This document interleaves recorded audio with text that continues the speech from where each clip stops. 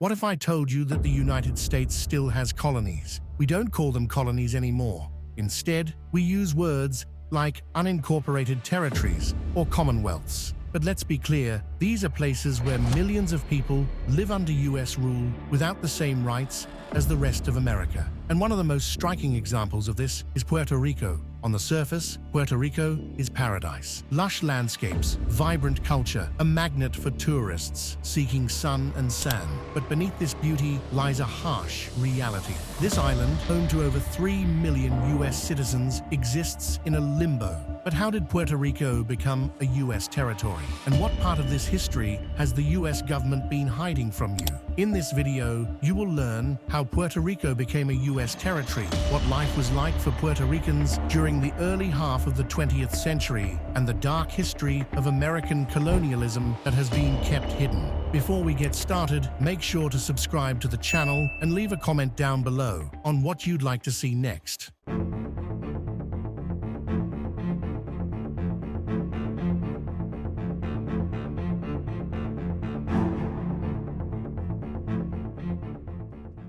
The year was 1898. The Spanish Empire was in decline. Across its colonies, revolutionary movements were rising, fueled by promises of freedom and independence. The United States entered the fray under the pretense of liberation. The spark, the explosion of the USS Maine in Havana Harbor. It provided the United States the justification to declare war on Spain, claiming it was fighting to free Spain's colonies, including Cuba and the Philippines. Puerto Rico, another Spanish colony, was swept up in this conflict. In just 10 weeks, the United States emerged victorious. The Treaty of Paris, signed in December 1898, marked the end of Spanish rule in the Caribbean. Spain ceded Puerto Rico, Guam, and the Philippines to the United States for a mere $20 million. Puerto Rico, once a hub of Spanish culture and commerce in the Caribbean, had become an unincorporated territory of the United States. Puerto Rico was a valuable acquisition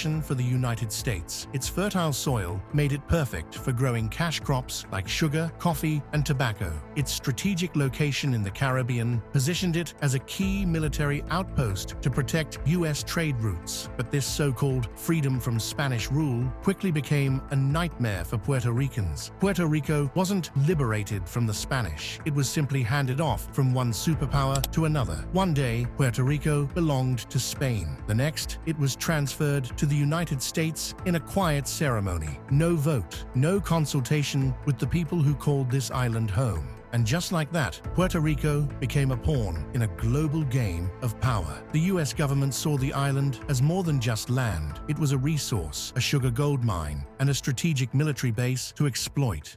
Puerto Rico's land, labor, and culture were reshaped to fit American interests. The first blow came with the Foraker Act of 1900. This legislation granted the United States full control over Puerto Rican politics. The US president appointed governors who often didn't speak Spanish and had no understanding of the island's culture or needs. These governors treated Puerto Rico like a business venture, prioritizing US economic interests over the well-being of the island's residents. When the United States took control of Puerto Rico, it quickly recognized the island's potential as an agricultural powerhouse. The fertile land was perfect for sugar production, and soon companies like Domino Sugar began buying up vast swaths of Puerto Rican farmland. By the 1920s, sugar was king. Nearly 45% of the island's arable land was controlled by US corporations, effectively turning Puerto Rico into a plantation economy. But while these companies reaped enormous profits, the local workers saw little benefit. Laborers toiled long hours in grueling conditions, often earning just enough to survive. For the Domino Sugar Company and its counterparts, Puerto Rico wasn't just an island, it was a gold mine. The profits didn't stay in Puerto Rico. They flowed to corporate headquarters in the mainland US, fueling industrial growth and consumer goods that the average Puerto Rican couldn't afford. Meanwhile, Puerto Rico's economy became increasingly dependent on a single crop, leaving leaving it vulnerable to market fluctuations. As the 20th century wore on, the sugar boom began to fade, but the scars it left on Puerto Rico's economy and society endured. A once diverse agricultural economy had been reshaped to serve foreign interests, leaving many Puerto Ricans trapped in cycles of poverty. And yet sugar wasn't the only cost Puerto Ricans bore under U.S. rule. For many, the true price of colonial exploitation would be felt far beyond the fields and factories. Overnight, their local currency was devalued and replaced with the US dollar, wiping out nearly half of the island's wealth. Laws were passed requiring all goods to and from Puerto Rico to be transported on American ships, a policy that sent prices soaring for Puerto Rican consumers. Meanwhile, efforts to erase Puerto Rican identity began in earnest. Spanish was banned in schools and public institutions. Students were forced to learn English, a language spoken by less than 10% of the population at the time. What began as a transfer of power quickly morphed into a systematic effort to transform Puerto Rico into a dependent colony, economically reliant on the mainland and culturally disconnected from its roots. But for the United States, Puerto Rico wasn't just about sugar and labor. It was also a critical military asset. By the early 20th century, the island was dotted with U.S. naval bases and refueling stations, cementing its role as a strategic foothold in the Caribbean. In 1917, the United States is preparing to enter World War I, and it needs more soldiers. Just in time, Congress passes the Jones-Shafroth Act, granting U.S. citizenship to Puerto Ricans. On the surface, it sounds like a gesture of goodwill. In reality, it was a strategic move to draft Puerto Rican men into the military. Thousands of Puerto Rican men were drafted to fight for a country that continued to treat their homeland as little more than a colony. By the end of the war, more than 20,000 Puerto Ricans had been conscripted, many sent to fight in Europe under the U.S. flag. Yet back home, their families lived in dire poverty. Puerto Rico remained an unincorporated territory, with no voting representation in Congress and no control over its own destiny. The island's location in the Caribbean made it a critical military outpost. Fast forward to World War II, and the United States established massive bases like Roosevelt Roads and Fort Buchanan, transforming Puerto Rico into a hub for naval operations. While these bases bolstered U.S. security, they brought little benefit to the local population. Farmlands were seized for military use, displacing families and deepening poverty. The wealth generated by these installations rarely trickled down to Puerto Rican workers. Amid this exploitation, a powerful resistance movement began to take shape. At its forefront was Pedro Albizu Campos, a Harvard-educated lawyer and the leader of the Puerto Rican Nationalist Party. Albizu Campos called for nothing less than full independence from the United States, rallying thousands to his cause. But what lied ahead for Puerto Ricans was something no one could predict. How would they fight for their independence? And to what extent would the United States government go to suppress Puerto Rican uprisings on the island?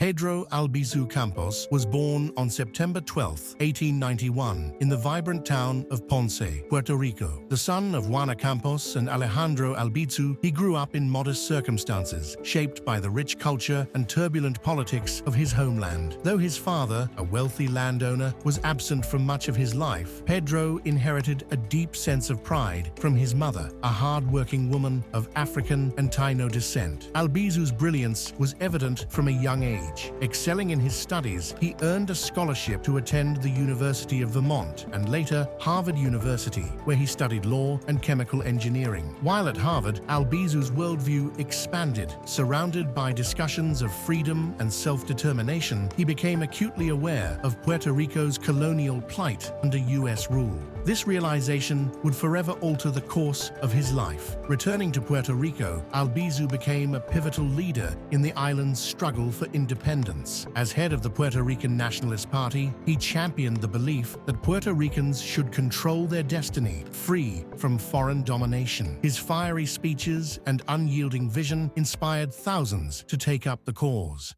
¡Levantémonos! Sobre todos nuestros propios vicios. Nosotros no somos ni mortales, ni divinos. Y tenemos que aquí en paz, aquí donde el enemigo sembró toda su corrupción. Yo puedo decirlo con autoridad porque yo me levanté y me crié aquí. Y no falto a la verdad. Que aquí hay que hacer la lucha de la depuración. Aquí hay miles y miles en esta tarde, quizás la multitud más grande que se ha congregado por muchos años en Ponce, a quien tengo el honor de dirigirme en esta tarde. Y con los que hay presentes, se puede hacer no solamente la emancipación de Puerto Rico, sino la emancipación del planeta, si tenemos aquí el espíritu de valor y de sacrificio. Albizu Campos was instrumental in organizing strikes, protests, and uprisings, most notably the Ponce Massacre of 1937, where peaceful demonstrators were met with brutal force. His leadership galvanized the island, but also made him a target. Through his tireless efforts, Albizu reinvigorated Puerto Rican nationalism. He was fluent in multiple languages, a brilliant orator, and a steadfast advocate for the rights of his people. But his most enduring accomplishment was his ability to unite Puerto Ricans under a shared vision of independence, planting seeds of resistance. But his defiance came at a price. The US government labeled him a radical and arrested him in 1936. Albizu Campos endured physical and psychological abuse, but he remained a symbol of resistance for the Puerto Rican people. He was eventually released in 1947, getting out after 11 years in prison. To crush the independence movement, the US government unleashed an unprecedented campaign of surveillance and repression. One of its most sinister tools was the Carpetas Program. The Carpetas Program created secret files on over 100,000 Puerto Ricans suspected of supporting independence. Informants infiltrated communities, tracking activists' every move. People lost jobs, were blacklisted, or faced intimidation for even associating with the Nationalist Party. This systematic harassment fractured families and communities, instilling fear across the island. But the spirit of resistance couldn't be extinguished. On October 30th, 1950, the Nationalist Party launched an armed uprising to liberate Puerto Rico. The revolt, known as the Jayuya Uprising, was a bold but desperate attempt to overthrow US control. The insurrection was a cry for freedom, but it was met with overwhelming force from the United States. They declared martial law. Jayuya and surrounding towns were bombed, one of the few times the US has deployed airstrikes on its own soil. Thousands were arrested and they crushed the rebellion within days. Albizu, though not present in Jayuya, was swiftly blamed as the mastermind. Albizu was arrested for the second time on October 30th, 1950, tried and convicted of sedition in a trial many deemed unjust. His courtroom defense was as fiery as his speeches, denouncing the proceedings as a colonial charade. Despite his protests, he was sentenced to over a decade in prison, marking the beginning of a harrowing chapter in his life. In prison, Albizu faced conditions designed to break him. He was subjected to solitary confinement, denied medical care, and exposed to radiation experiments, an allegation that remains one of the most controversial aspects of his imprisonment. His health deteriorated, but his spirit remained unbroken. From his cell, Albizu became a symbol of resistance, his suffering embodying the colonial oppression of Puerto Rico. But the story of Puerto Rico's struggle for self-determination took a dramatic and deadly turn on the morning of November 1st, 1950. On that fateful day, two Puerto Rican nationalists, Oscar Collazo and Griselio Torresola, set out to make a bold statement against U.S. rule. Their target, the President of the United States, Harry S. Truman.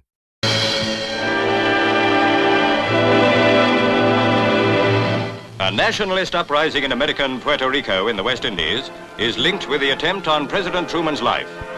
In armed clashes in Puerto Rico, 23 are killed, 15 of them policemen. Trouble broke out when agitators launched attacks on the governor's palace, police stations, and other public buildings.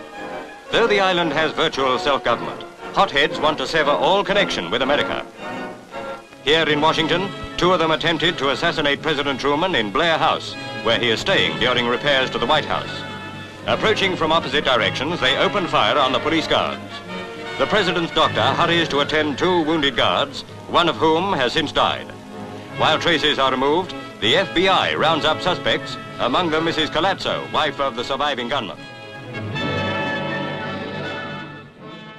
Truman would later reflect on the attack with a mix of incredulity and resolve, saying, "A president has to expect such things." The attack, while unsuccessful, made headlines worldwide. It painted a vivid and violent portrait of the deep frustrations and tensions surrounding Puerto Rico's status as a U.S. territory. For Oscar Collazo, the lone survivor, it meant the start of a life sentence in a federal prison, a sentence that would later become a rallying point for activists and sympathizers of Puerto Rican independence.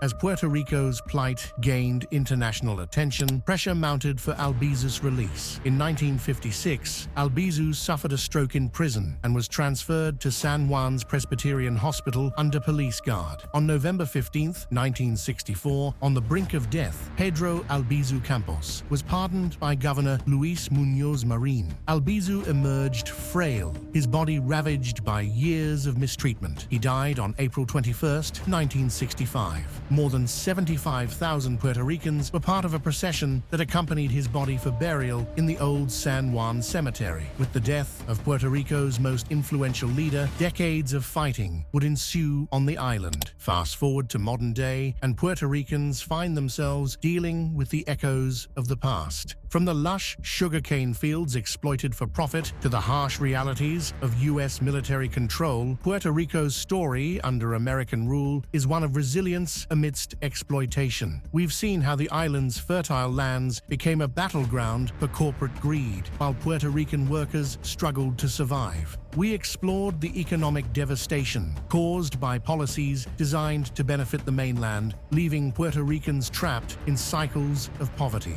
But the struggle wasn't just economic, it was deeply personal. Efforts to erase Puerto Rican identity, from banning Spanish in schools to suppressing independence movements, sought to reshape an entire culture. And then there was the fierce resistance, led by figures like Pedro Albizu Campos, whose life and sacrifices became a rallying cry for freedom. This is the story of a paradise burdened by colonial legacy, a place where beauty and struggle coexist. But while the wounds of the past run deep, they have also forged an unyielding spirit of resilience among the Puerto Rican people. As we reflect on this history, we must ask ourselves, what does the future hold for Puerto Rico? Will it find its path to true self-determination, or will it remain caught in the tides of history? If you enjoyed this video, don't forget to subscribe to the channel and leave a comment below for what you would like to see next.